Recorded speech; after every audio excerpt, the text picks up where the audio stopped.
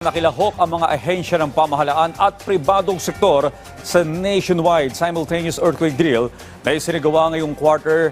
Ito yung pang palakasin ang kahandaan ng bansa hindi lamang sa lindol kundi pati na rin sa banta ng tsunami at pagsabog ng bulkan.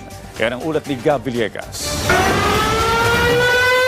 Sabay-sabay na lumahok ang mga tanggapan ng pamahalaan at mga pribadong opisina sa nationwide simultaneous earthquake drill.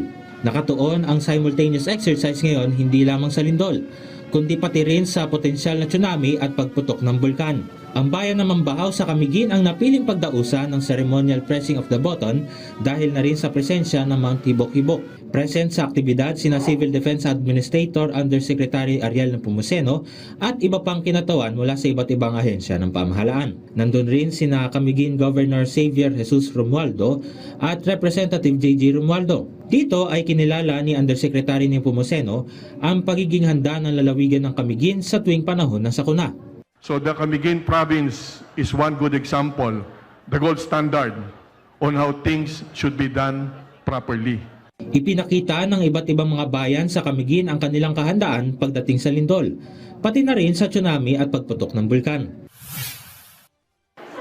Isinasagawa kada quarter ang nationwide simultaneous earthquake drill upang ipaalala sa publiko na sa tuwing tatama ang lindol, gawin ang duck, cover, and hold.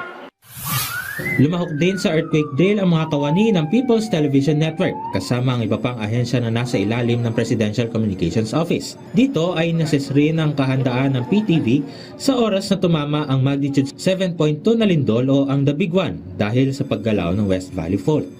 Conducting an earthquake drill is very crucial in our community since it will help us to be prepared and also assess the site kung ano yung mga sites na possible natin takbuhan when this event happen in the future. Nagsagawa rin ang kanya-kanyang drill ang maraming lungsod, kabilang na ang Quezon City, Parañaque, Makati, Mandaluyong, Muntinlupa at Pasay. Gab Villegas para sa Pambansang TV sa Bagong Pilipinas.